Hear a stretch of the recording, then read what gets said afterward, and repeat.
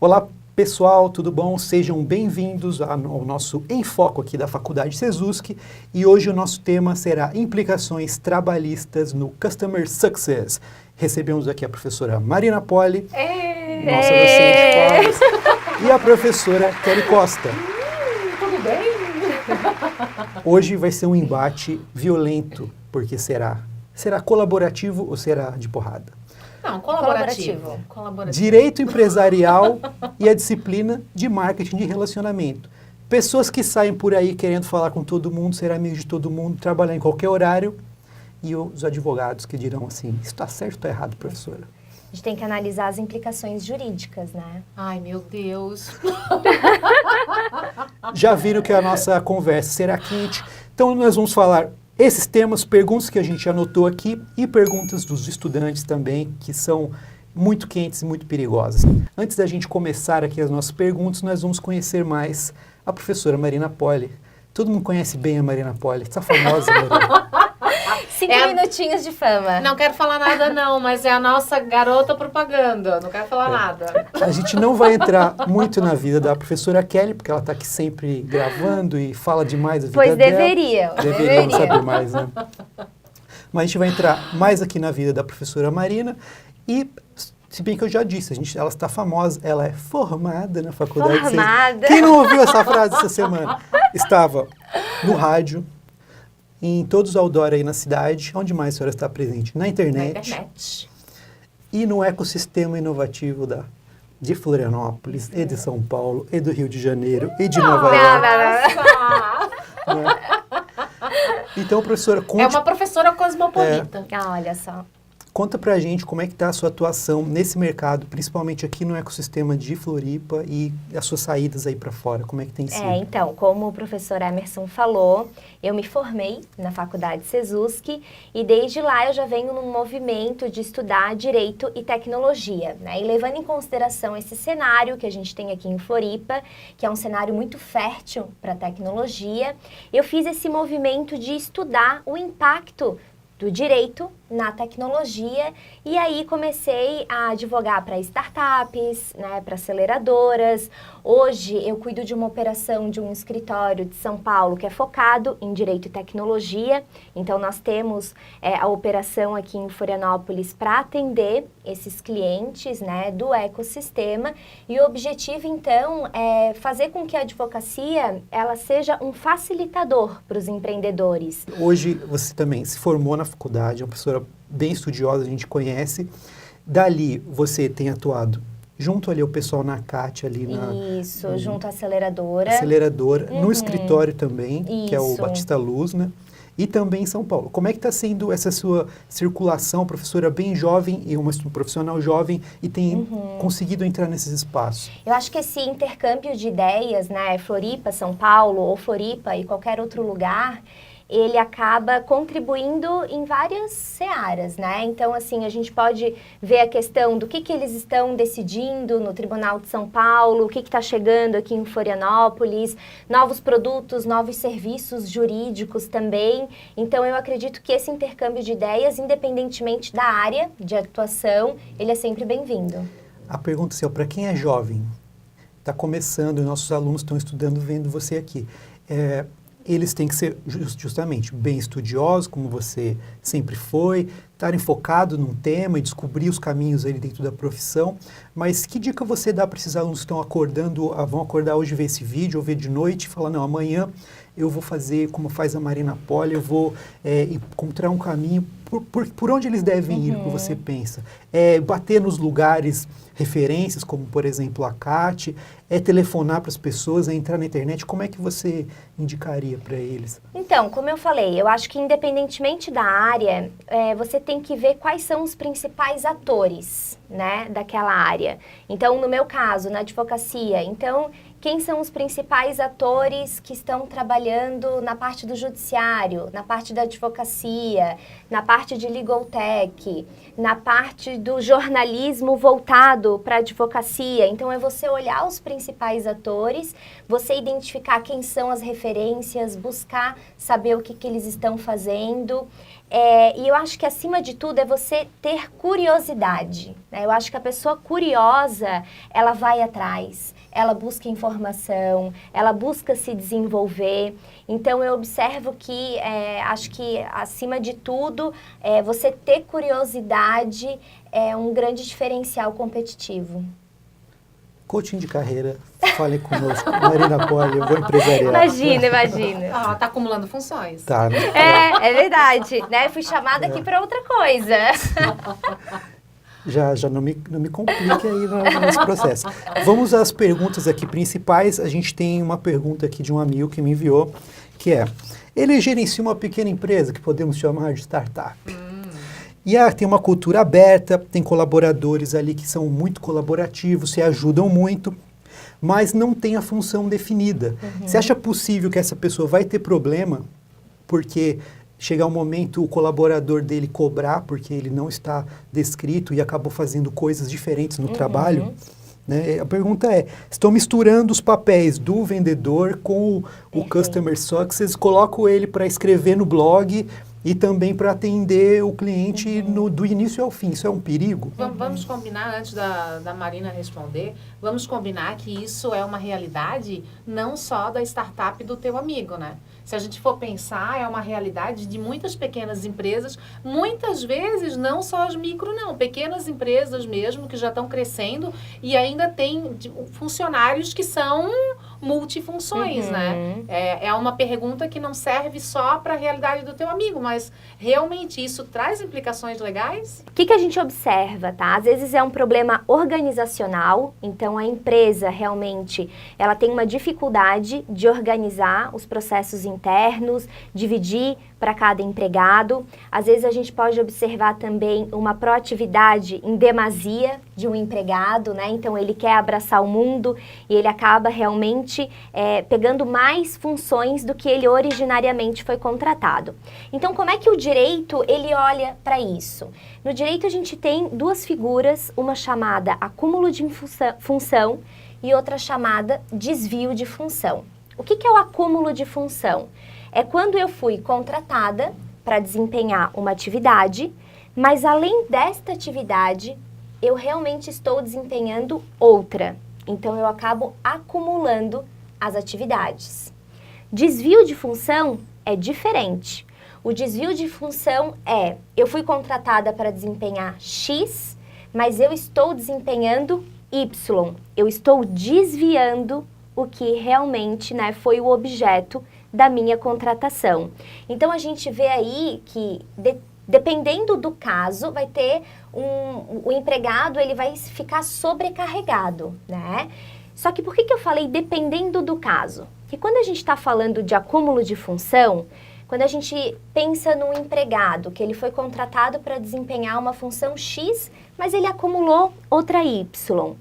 Se isso faz com que ele não precise ficar além do trabalho e que a outra função que ele está acumulando realmente faz parte do conhecimento dele, não está tendo uma exigência além do que ele se propôs a fazer, isso não vai ter uma implicação jurídica de imediato, tá? Então, os tribunais trabalhistas, eles observam esses critérios. A pessoa acumulou, mas isso não está sobrecarregando. Então, não teria um reflexo jurídico de imediato, não teria um plus salarial para o empregado. O desvio de função já é um pouco diferente, né? O desvio de função, vamos imaginar que a pessoa foi contratada para uma função, mas ela está desviando a função para uma outra hierarquicamente superior. Aí pode ter uma implicação jurídica, porque ela pode requerer uma equiparação salarial. Teria que ter um aumento no Exatamente. salário. Então, assim, com relação ao acúmulo e com o desvio, a gente não tem uma legislação clara a respeito disso, dizendo, olha, você vai ter que pagar um X% de plus salarial. Fica a critério de cada juiz. Então, o juiz vai analisar o caso, né? Se o empregado requerer isso, ele vai analisar o caso, ele vai ver se realmente houve um prejuízo, ele vai identificar qual que é a porcentagem para ter esse plus, né? E agora a questão de equiparação aí é uma coisa mais séria, né? Você está realmente indo além do que você foi contratado. Pergunta aqui em seguida, a gente tem na atividade aí de Customer Success, aí os clientes precisam entrar em contato, isso é pergunta de vendedor também, né?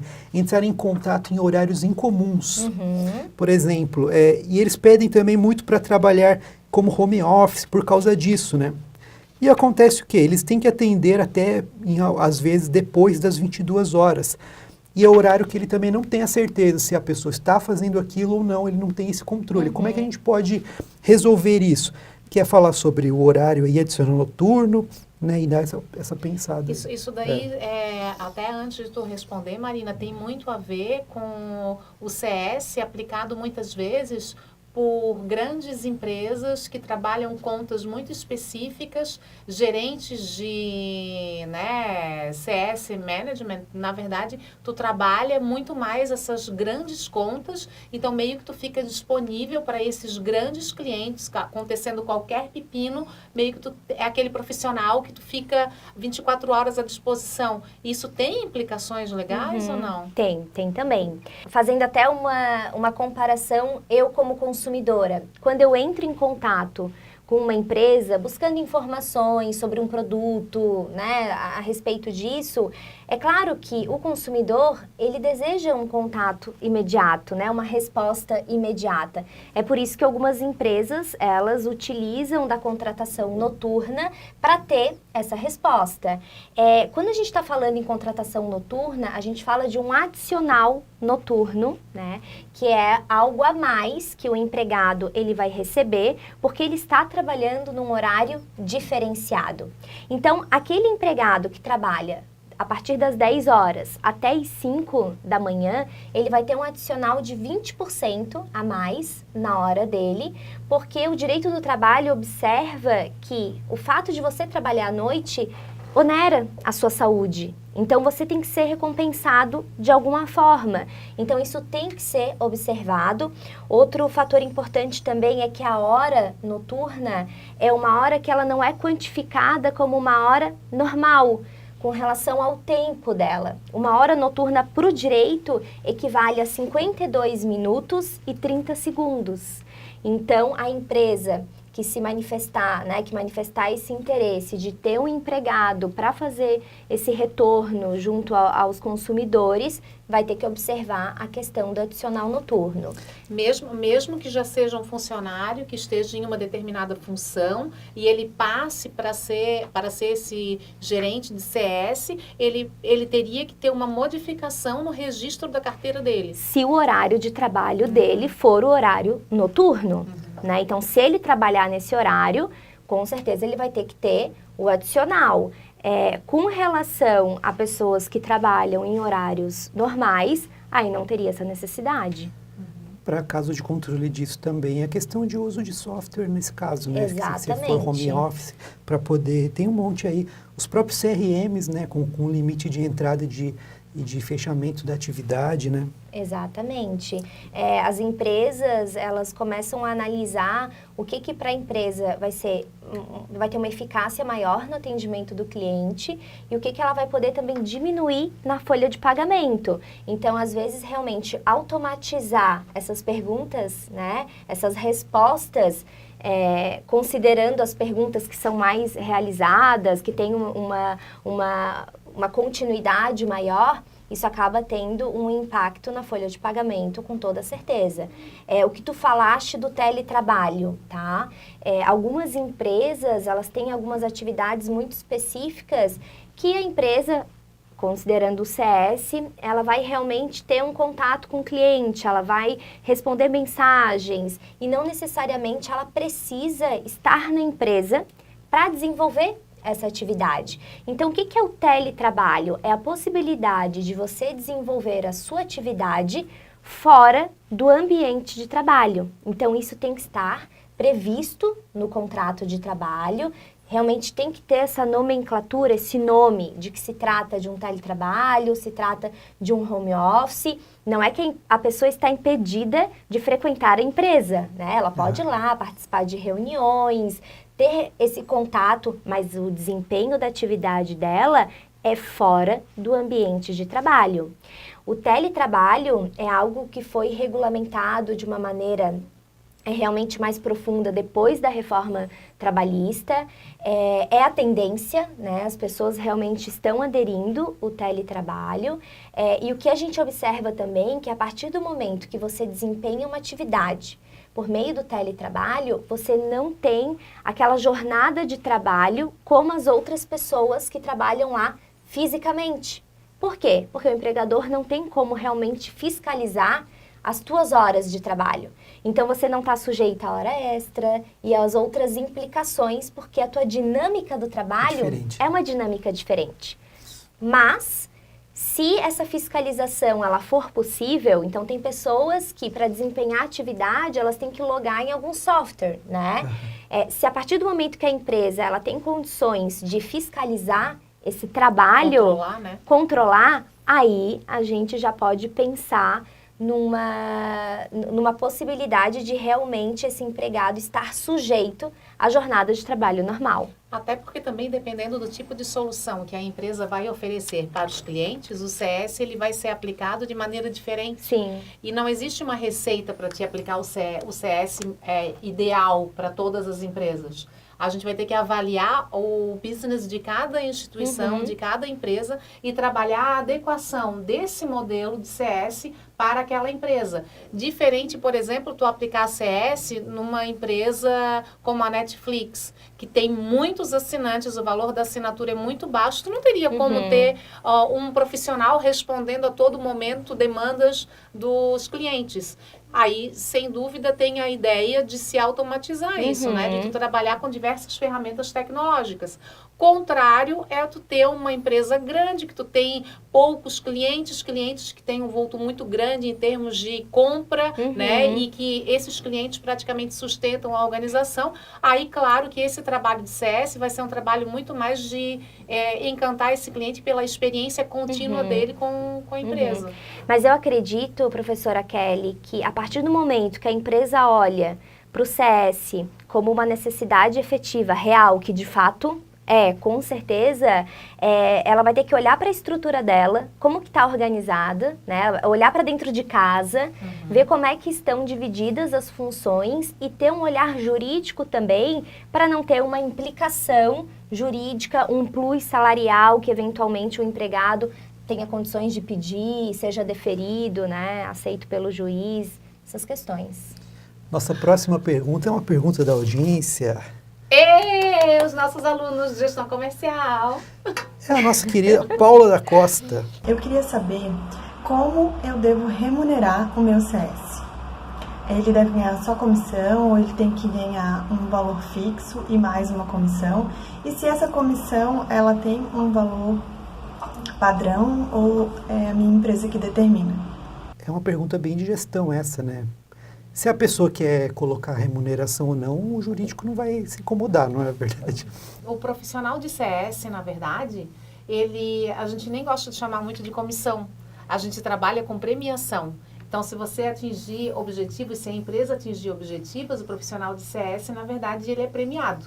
Então, a gente não trabalha no esquema como a gente trabalha muitas vezes com a força de vendas. A força de vendas trabalha muito pautada na comissão, pautada em premiação e é muito de tu estimular isso no vendedor. O CS, o profissional de CS, ele trabalha muito mais por um objetivo de toda essa abordagem de sucesso do cliente, né?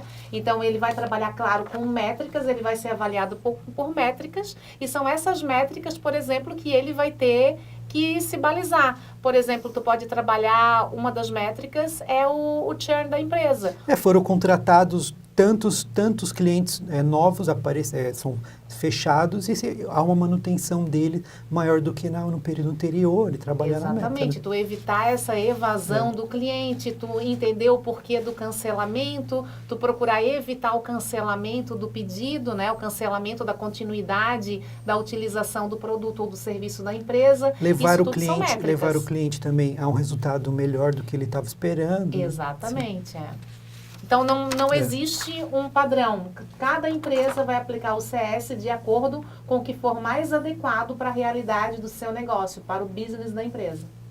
Agora vamos à pergunta do Fábio, que ele está perguntando sobre regras para telemarketing. Oi, boa tarde. Supondo que eu formate um departamento de CS aqui na minha empresa, certo?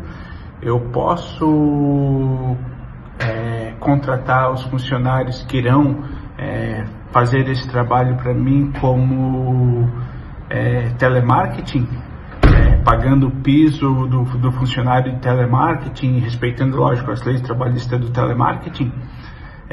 E nesse sentido, vamos dizer que eu tenha uma pessoa ou uma equipe que atenda um departamento de Customer Success. E ele trabalha 8 horas, né, no formato de telemarketing, no caso, fazendo todo o trabalho através do telefone. Nesse sentido, trabalhando 8 horas, ele poderia, caso ele venha a sair da empresa, me processar, dizendo que ele fazia um telemarketing, vamos dizer, ativo ali, passando 8 horas no telefone, sendo que, por legislação, a pessoa que trabalha em telemarketing, ele tem direito a trabalhar 6 horas? Com relação a essa questão, a gente tem que observar primeiro a legislação, quando tem uma legislação específica de alguma categoria, né, a questão de horas, como se dá o trabalho. Quando você extrapola o limite permitido, a gente tem aí a questão das horas extras, né, então que elas precisam ser observadas, e aquilo que a gente falou anteriormente, ter o cuidado na questão do acúmulo ou do desvio, né, para evitar esse plus salarial que Desculpa, se a pessoa também, se ela descreveu o cargo, essa função ou essa já é um começo, né? Primeiro ela tem que ter bem combinado com o colaborador para que está sendo contratado e como vai isso no contrato, né? Eu fiquei preocupado ali com a pergunta do Fábio, se ele tem a pessoa de telemarketing fazendo uma função do outro, ela fica indo e voltando, né? Então, isso aí pode realmente ter um problema, né? Não teria um problema aquilo que a gente falou anteriormente. Se tá dentro do esperado do funcionário, né? O funcionário foi contratado para uma situação, ainda que ele esteja fazendo outra, ele tem capacidade daquilo, ele não está extrapolando as horas dele. Então, tem que ver realmente essa situação com muito carinho, buscar um jurídico para ver a melhor saída. Se a regra do telemarketing é 6 horas, você põe a pessoa no CS para fazer 8, né, vai dar confusão, logicamente. Então, tem que estar bem dividido entre o que cada um está fazendo e combinado certinho, documentado. Apesar que é um pouco prematuro a gente trabalhar a ideia de igualar o telemarketing a um profissional de CS, né? Exatamente. Ele vai estar no telefone, mas não está vendendo o tempo todo na mesma pressão, né? Exatamente. São atribuições bem diferentes. Pergunta do nosso querido Mauro Nascimento. A estratégia de CS pode fazer uma parceria com meus clientes, pagando comissão para eles e fazendo um contrato para aumentar minhas vendas? Se eu entendi, é uma pergunta mais com relação à terceirização, né? É isso, contratar uma equipe para fazer por um período? Eu entendi mais ou menos que ele vende, ele trabalha com alguns clientes que são clientes parceiros, e eu imagino que ele quer contratar uma equipe de CS, inclusive em parceria mesmo com outros players, né? E atender a essa clientela, a essa carteira de clientes. Impossível não é, né? Eu acho que esse formato não é um formato comum. Por quê? Porque para te aplicar o CS, tu tem que conhecer muito bem a empresa, tu tem que conhecer a realidade da empresa. Então, por isso que a gente faz uma ressalva indicando que o CS não pode ser considerado um suporte de luxo, não pode ser considerado só o pós-venda, que muita gente fala, o CS é pós-venda. Não é só isso, é toda uma abordagem, tu tem que entender a empresa como um todo, e a empresa tem que mudar a sua filosofia e a sua cultura para atender o cliente e buscar esse sucesso do cliente. Então, talvez, em virtude disso, uma estratégia como o Mauro está propondo, talvez ela seja mais difícil de implementar. Agora a gente tem uma pergunta da aluna Giovana. Vamos ver. Eu posso pegar o melhor vendedor da minha organização e transformar ele em um Customer Success sem alterações em seu contrato, sem mudar sua função na sua carteira, já que de alguma forma ele vai continuar sendo vendedor. Pausa para reflexão sobre a pergunta. A pessoa mudou de função, né? Sim, ela mudou de função. Eu acho que pode, tá? Tu pode mudar. A questão maior aqui é que existe uma grande diferença entre você estar na força de vendas e você estar trabalhando com o sucesso do cliente, né? Você está trabalhando essa experiência, essa continuidade do encantamento do cliente.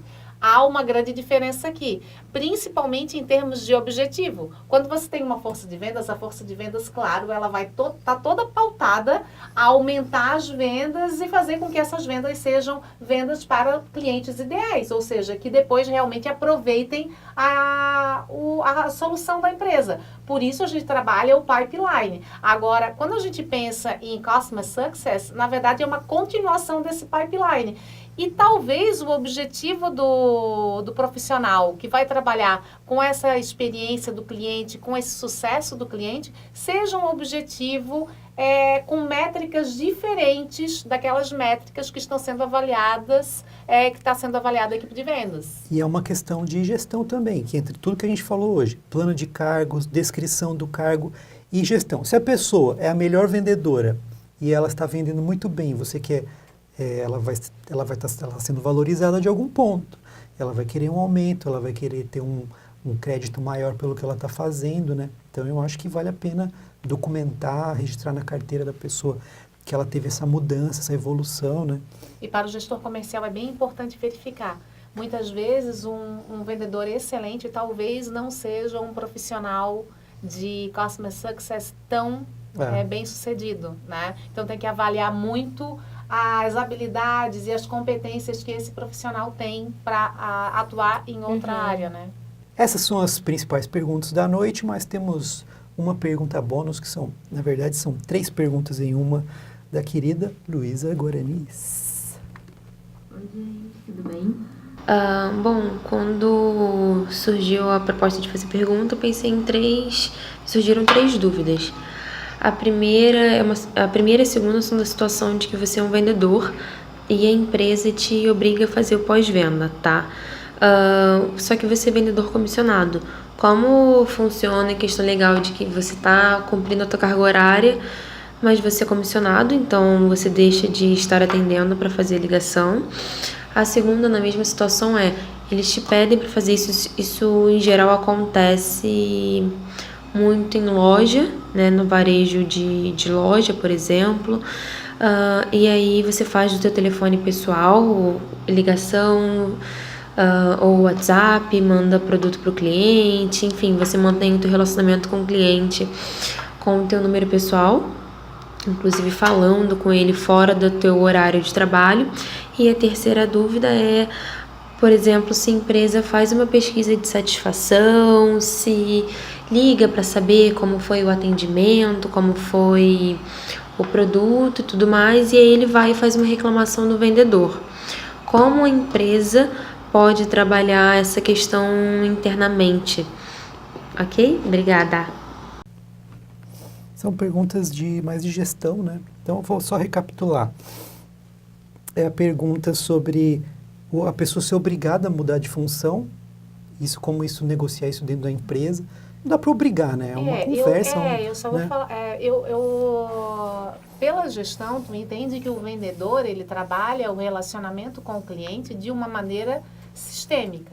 Então, até o fato de fazer o pós-venda não deveria, pelo menos, ser considerado desvio de função. Afinal de contas, ele continua lidando com o cliente, né? O perigo da gestão aí a pessoa vai realmente perder a comissão e aí a pessoa pode ser desmotivada a fazer o pós-venda. Então, a empresa tem que ajustar isso, não juridicamente, né, eu entendo assim, mas mais na forma da gestão. Né? Mas aquele bom vendedor, ele entende e ele sabe que quanto mais ele nutrir o seu cliente, mais esse cliente vai retornar e vai querer comprar com ele. Sim. Então, na verdade, é uma alimentação desse relacionamento para ter um retorno posteriormente.